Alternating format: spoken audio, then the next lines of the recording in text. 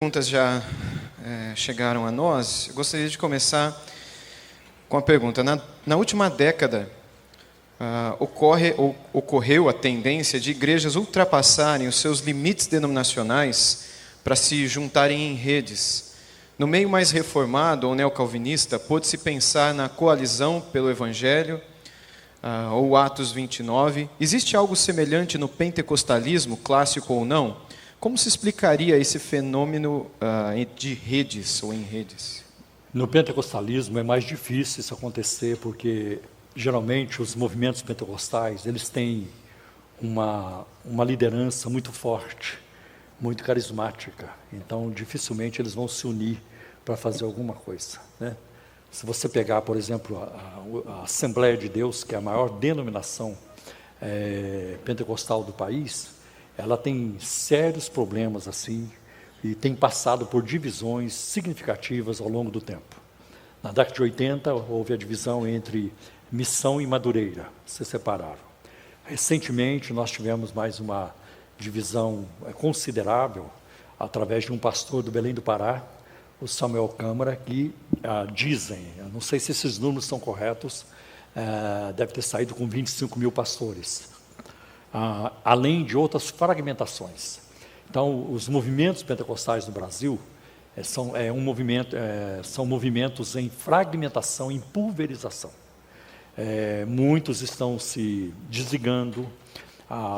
Hoje a gente sabe disso, principalmente em termos de Assembleia de Deus. Claro que os outros grupos também têm suas divisões.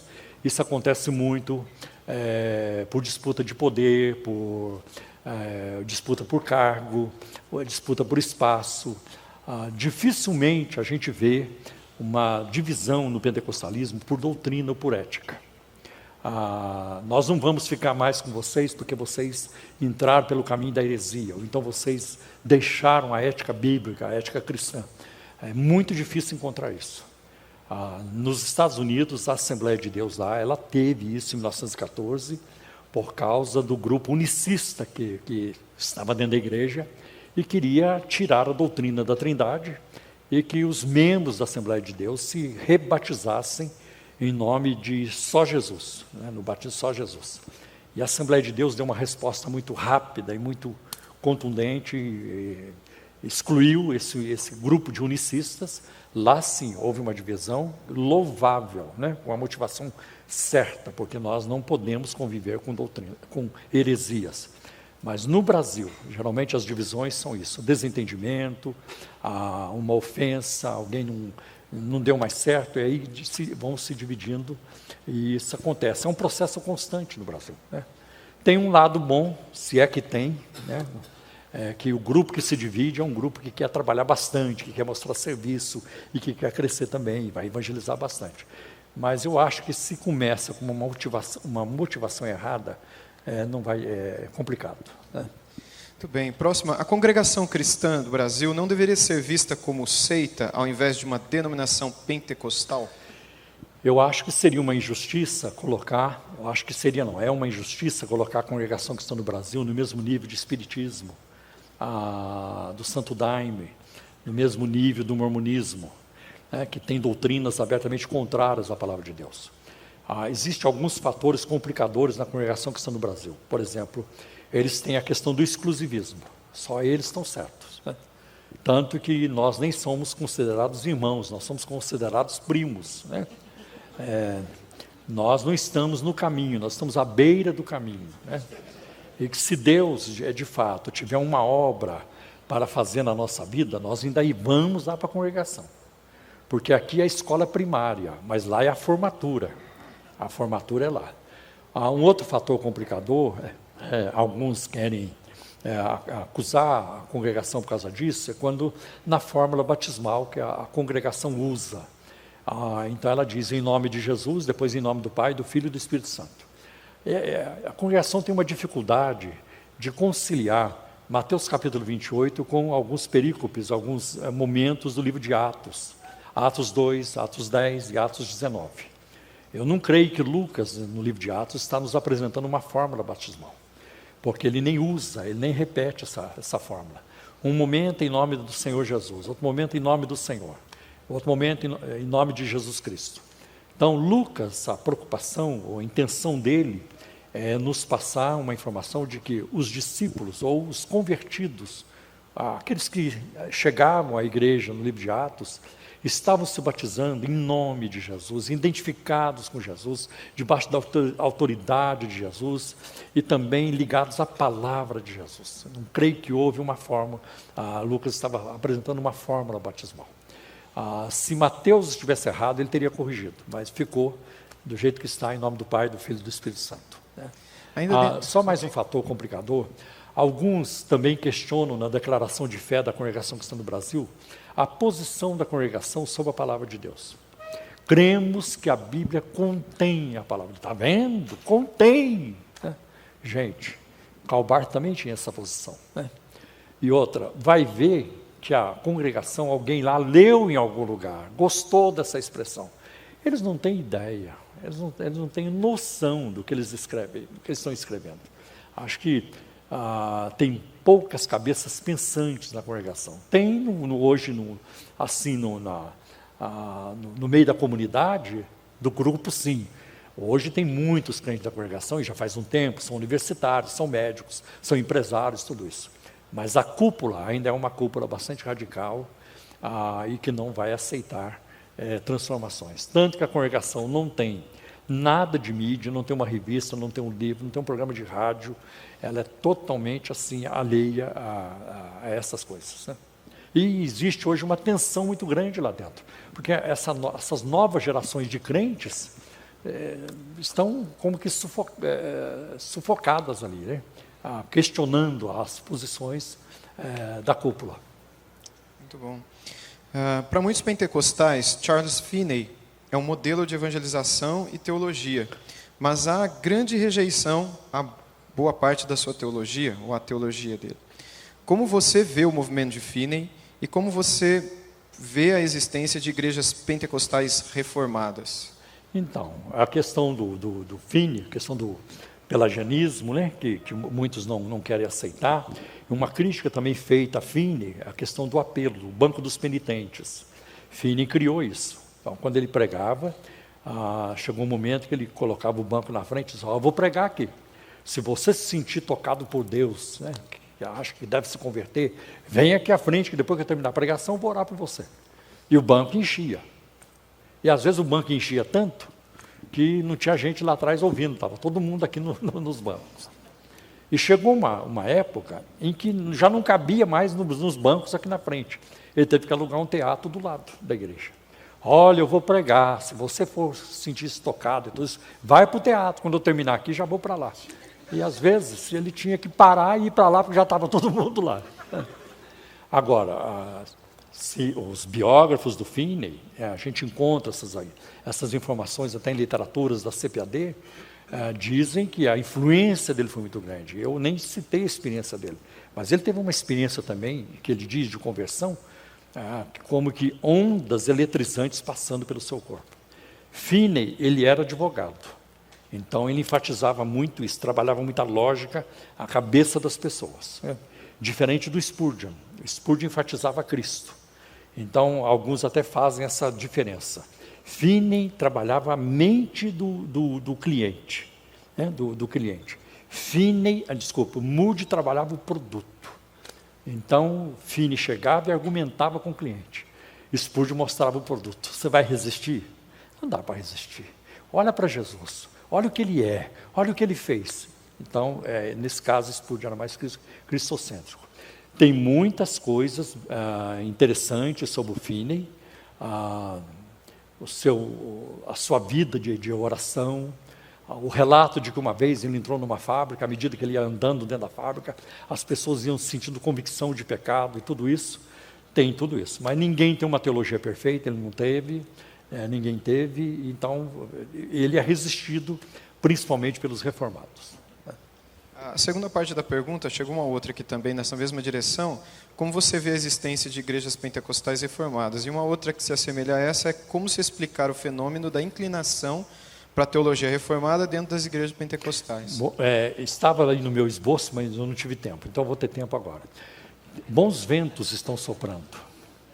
Eu já sei de reformados que gostam de pentecostais. Graças a Deus. Vocês não imaginam, vocês sabem disso. A quantidade de igrejas pentecostais hoje que recebem o Hernandes Dias Lopes, o Augusto Nicodemos. O Augusto Nicodemos já abriu as portas para mim em várias igrejas pentecostais. Ele vai lá pregar, depois diz, se você chamar o Paulo Romero aqui, ele é um de vocês. Aí eu vou depois do Augusto.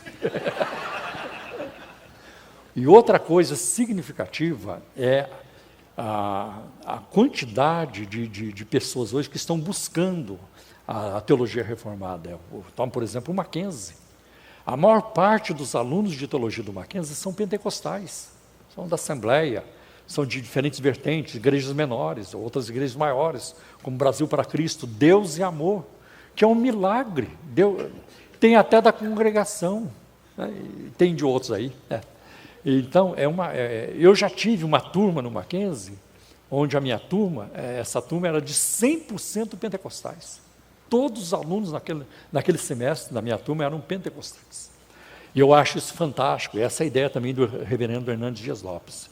Se a gente puder juntar uma boa teologia com fervor espiritual, ninguém segura. Ninguém segura. Parece, eu não sei de quem é essa frase, ouvi esses dias, esqueci o autor, vocês devem saber, a boa teologia é aquela que nos coloca de joelhos, aquela que nos coloca de joelhos. Então, juntar o conhecimento bíblico, teológico, junto com o fervor espiritual, gente, é irresistível, é o melhor que nós podemos oferecer a este mundo perdido. Okay. Qual seria a relação entre o neopentecostalismo, pode pegar, entre o neopentecostalismo e as seitas, e uma outra semelhante dentro dessa, o neopentecostalismo e o liberalismo teológico, talvez pelo fato de não considerarem as escrituras tão importantes assim? Olha, alguns até traçam uma relação entre o neopentecostalismo e Schleiermacher, que enfatizou muito o subjetivismo. Então, é aquilo que eu mostrei aqui hoje, principalmente no neopentecostalismo, e em alguns círculos pentecostais também. Deus me mostrou, Deus me falou, eu senti de Deus. Tanto que eu já escrevi em algum lugar que a igreja brasileira, uma grande parte dela, é mais propensa a sentir do que a refletir. Então, muita coisa é decidida assim, eu senti, Deus me mostrou, e assim por diante. E uma coisa muito... então, existe essa relação. Agora, entre as seitas, eu acho que os neopentecostais são mais vulneráveis, porque há um distanciamento muito grande da palavra de Deus. Principalmente os neopentecostais se distanciaram da palavra. Imagine você uma igreja que faz 5 cultos por dia. 5 cultos por dia. Os pastores que estão aqui hoje sabem do desafio que é você alimentar a igreja com duas pregações na semana, ou um ensino durante a semana e uma pregação no domingo. É um desafio. Como é que alguém vai pregar 5 cultos no domingo? Não, 5 no domingo não, todo dia.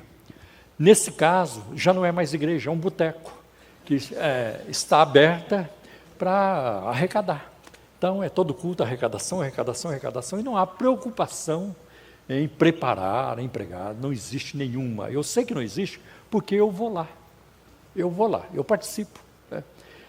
E às vezes participo até de uma campanha ou outra para ver como é que funciona e tudo. Para ver como é que funciona. Então, essa relação, então nesse caso, eles ficam muito vulneráveis, principalmente numa época hoje em que nós somos bombardeados por informações nas redes sociais, na televisão, na mídia. E os pentecostais, os neopentecostais principalmente, estão extremamente vulneráveis hoje em relação à palavra de Deus. Ótimo. Uma outra pergunta aqui. Tem outras, mas eu estou colocando dentro dessa mesma direção que a gente está agora. Eu até entendo que algumas igrejas pentecostais abriram espaço a esses movimentos heréticos, devido a pouca ênfase nas escrituras. Mas o que dizer de igrejas conhecidas como históricas ou reformadas, aderindo ao G12, ou M12, o movimento celular, MDA? Eu acho assim, existe aquela pressão para crescer. né? E é muito complicado. Eu entendo que o crescimento da igreja é um ato soberano de Deus. Quando eu vejo, colocando métodos aqui, métodos ali, agora não vou fazer aquilo, agora não vou fazer aquilo. Outros colocam até alvos. Nós queremos, até dezembro, 3.500 novos membros. Gente, isso é uma loucura isso. Porque se não atingir, vai virar uma frustração. E por outro lado, se for um ato soberano de Deus, Deus quiser dar 4.000. Então, não precisa se preocupar com isso. Então, a gente precisa entender que é um ato soberano de Deus. Deus é quem faz a igreja crescer. Então, eu vejo, a tentação é muito grande. Não, mas lá está cheio. Né? Lá encheu. E aí eu vejo igrejas reformadas adotando práticas. E se fosse práticas boas, a prática da oração, do jejum, que eles são bons nisso. Mas não, é quebra de maldição hereditária, é cura interior com regressão, é G12, é rodopio e outras coisas. Né? Por exemplo, eu me converti no pentecostalismo em 1971. Naquela época, nós nunca ouvimos falar em sandália de fogo, canela de fogo, reteté, repleplé, pássaro de prata, o dom do cortador de cana. Tem alguém que fica assim. Gente, a gente não conhecia isso. Nosso pentecostalismo não tinha isso. Tinha lágrimas. O pentecostalismo naquela época tinha lágrimas. Tinha oração, tinha quebrantamento, né? Tinha arrependimento, conversão, né? Que é uma coisa que está em crise hoje também, e o Jonas apontou hoje na sua palavra, muito adequadamente. Né? Hoje nós não temos conversões, nós temos pessoas indo para as igrejas, aderindo, mas sem se converter. Vão lá porque se eu der o dízimo, Deus vai me dar 100 vezes mais e tudo, e assim por diante. Fala-se muito de marcas de movimentos históricos, assim, assado, marcas de movimentos pentecostais, marcas de movimento neopentecostal. Quais seriam as marcas de um movimento que realmente experimentou um avivamento? Os avivamentos na história, eles enfatizaram, duas coisas se destacaram: a oração e a palavra. Nunca houve um movimento na história, um movimento de Deus, genuíno, em que a palavra não tivesse a preeminência. Isso já começa com Josias no Antigo Testamento. Achamos o livro da lei. E o povo vai para a praça. E eles vão ler a lei. E o povo está lá de manhã até à tarde, debaixo do sol quente, lendo a lei. Nem a Bíblia toda eles tinham. Tinha que ler sobre a bacia, o altar, os ganchos, os varais para colocar no altar, as colchetes, a cortina. E o povo chorava. Só de ouvir falar em cortina, o povo chorava. Cortina, deve ter sido muito bonito. Eles não tinham tudo, mas era Deus agindo. Aí você pega, por exemplo, o primeiro grande despertamento com Jonathan Edwards e outros, a preeminência da palavra. Né? Então, os movimentos da história, eles nunca falharam em colocar a palavra em preeminência e a oração junto. Outra coisa, os movimentos de Deus na história nunca falharam em transformar a sociedade. Transformar a igreja e depois a sociedade. E eu me lembro de um livro, O Fogo do Avivamento, de Wesley Duell. Ele conta neste livro que, uma vez, numa aldeia na Inglaterra, um homem visitou a aldeia de Cornwall. E ele queria tomar um trago, queria tomar um trago. Ficou procurando um bar para lá e para cá naquela aldeia e não achava. Finalmente ele perguntou para um homem, agachado com um chapéu na cabeça: moço, que lugar é esse que eu não encontro um bar para tomar um trago? Aquele homem levantou a cabeça, tirou o chapéu e falou para ele: sabe o que é, moço? É que há 100 anos passou aqui um homem chamado John Wesley e ficou desse jeito. 100 anos depois, a influência da pregação de Wesley ainda se fazia sentir naquele espaço. E essa é uma pergunta que eu ainda não consegui resposta para ela. Por que será que quanto mais cresce o movimento evangélico no Brasil, pior a nação fica? Por que tanta corrupção? Que tipo de cristianismo, que tipo de fé nós estamos vivendo que ela não chega na sociedade? Né? Considerando que Atos 1:8 mostra que a capacitação do Espírito Santo na igreja visa o testemunho público, o anúncio do Evangelho, não deveria a teologia da missão ser mais enfatizada, até para que excessos e erros ligados com a experiência fossem evitados na praxis evangelista? Eu acho assim, graças a Deus que a gente está ganhando mais e mais compreensões sobre livro de Atos, sobre a obra do Espírito Santo, sobre dons espirituais, porque, de fato, ao longo das décadas, isso deixou muito a desejar nos movimentos pentecostais, até por causa do anti-intelectualismo, que a gente não tem que estudar. Eu mesmo fui muito criticado quando eu fui para a faculdade. Meu irmão, não vai, irmão. Os filhos do diabo vão mudar a sua cabeça. Então, e esse anti-intelectualismo vem de muito tempo, de séculos, e que respingou fortemente no pentecostalismo. Tá? Abra a tua boca e te encherei. Salmo 81, versículo 10. É só abrir a boca, irmão, e o Espírito Santo vai falar. Tanto que, quando foi aberto, foi inaugurado, o primeiro seminário teológico da Assembleia de Deus no Brasil, o IBAD, lá em Pindamonhangaba, com João Colenda Lemos, eu me lembro naquela época, o seminário ele foi muito combatido, as igrejas não davam apoio. Que eu me lembre, o único pastor na época que dava apoio era o Alfredo Reikdal, da Assembleia de Deus do Ipiranga, em São Paulo. Então havia um anti-intelectualismo muito grande. Na década de 80, quase todos os pastores da Assembleia de Deus nunca tinham tido um treinamento teológico. Tá? A partir da década de 90, isso começa a mudar. E a Assembleia de Deus agora vai ter que estudar, vai ter que fazer teologia. E hoje, a Assembleia de Deus não ordena alguém ao pastorado, ao ministério pastoral, se não tiver passado por um treinamento teológico. Então, isso é uma grande mudança. Né? Então, as coisas estão melhorando nesse sentido. Mas tinha mais uma coisa que eu queria falar nessa pergunta. Repete ela para mim, por favor. Considerando que Atos 1:8 mostra a capacitação do Espírito, que visa o testemunho. E agora lembrei. Okay. O pentecostalismo sempre foi missionário. Tanto que ele começou, não apenas ele, mas outras vertentes também. Quando a Assembleia de Deus ela foi inaugurada em Belém do Pará, em 1911, 2 anos depois, a Assembleia de Deus mandou um missionário para Portugal, José de Matos. E ao longo do tempo, a Assembleia investiu muito em missões. Né? Então, sempre teve. Agora, o neopentecostalismo esquece. Eles investem em missões se for franchising, se for para abrir alguma coisa que dê lucro em algum lugar. O neopentecostalismo não tem essa visão.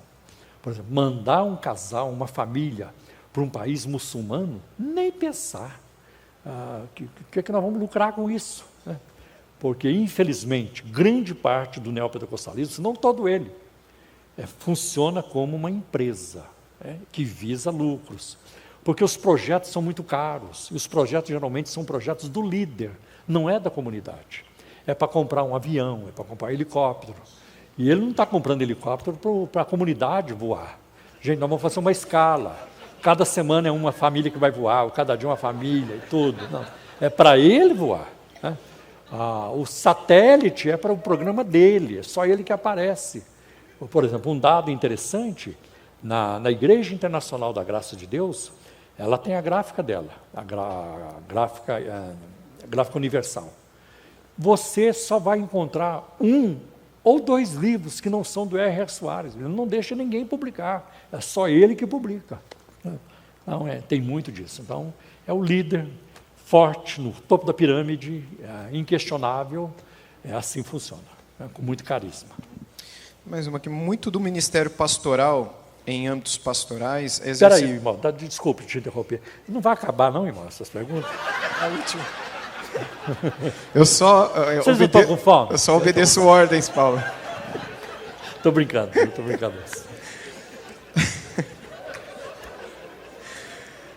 Mandaram até mais algumas aqui, mas, bom, vai ser a última. Escolha mais fácil. Muito do ministério pastoral, em âmbitos pastorais, é exercido por leigos. Com o aumento da necessidade da formação teológica, o pentecostalismo tende a crescer menos? Eu acho que não. Eu acho que o pentecostalismo tem algumas vantagens. Essa questão do leigo é muito boa. Cada membro evangelista, né, dá um trabalho, a pessoa se sente útil. Né? Irmão, vem fazer isso, vem fazer aquilo. Eu acho também que o pentecostalismo ele responde aos anseios a crise existencial, a fome de Deus e assim por diante. Eu vou dar um exemplo para você. Na década de 60, eu estava no seminário católico, me preparando para ser padre. E eu me lembro, naquela época, 60, 70, 60 e pouco, chegando perto dos anos 70, o discurso na Igreja Católica era um discurso político. E a TL, a Teologia da Libertação, estava com muita força, né? E o padre chegava na missa, o padre falava do preço da cebola, o preço do petróleo, da gasolina, onde se viu, e esse governo, e aquilo. Então era assim, uma coisa de protesto o tempo todo. E as comunidades eclesiais de base, as SEBs, que davam uma sustentação para a Teologia da Libertação, em amplo progresso. O que aconteceu? Eu mesmo, eu tinha fome. E quando eu comecei a ouvir falar de Cristo, de Jesus, eu quase virei nos avessos. Quase virei nos avessos, né? E eu me lembro que, no meu tempo de catolicismo romano, no seminário, de vez em quando eu participava dos cursilhos da cristandade. Cursilho. Pegava a gente, levava para um retiro, a gente ficava lá 3 dias, cantando, rezando, ouvindo palestra. E eu confesso para vocês, eu saía de lá nas nuvens. Nossa, que bom! 3 dias depois acabou tudo. Acabou tudo. Mas a conversão a Cristo, o que Jesus é para mim, se tornou para mim, gente, faz mais de 40 anos. Não acabou, só melhora. Só melhora. É diferente, né? É diferente. Então, o que aconteceu? Para onde eles vão? Eles, então, vão para as igrejas evangélicas. A maioria para as igrejas pentecostais. Na década de 80, a igreja romana estava perdendo cerca de 600 mil fiéis por ano para as igrejas evangélicas, principalmente para as pentecostais. Por isso que o Vaticano viu com bons olhos a renovação carismática católica no Brasil. O João Paulo II apoiou, porque ela foi um meio de frear esse êxodo. Gente, vocês não precisam ir lá, para o pastor lá benzer sua carteira, a água para você, não, vem para cá, aqui a gente faz isso. E não é que fazia mesmo com balde até, né? E deu certo, estancou muita coisa. Agora, tem uma coisa que nos prejudica muito hoje, a questão dos escândalos, né? Muitos escândalos. Então, lamentavelmente, os estudos indicam hoje que grande parte das pessoas estão evitando, uma boa parte das pessoas está evitando as igrejas evangélicas, preferindo outras vertentes religiosas, como o espiritismo, por exemplo, por causa da questão da ética, né? Porque fala em pastor hoje, cuidado com a carteira, tem um pastor por aí, né? É meio complicado. Então, essa área principalmente, né? Muito obrigado. De nada. Terminou? Terminou. Foi bom eu apelar.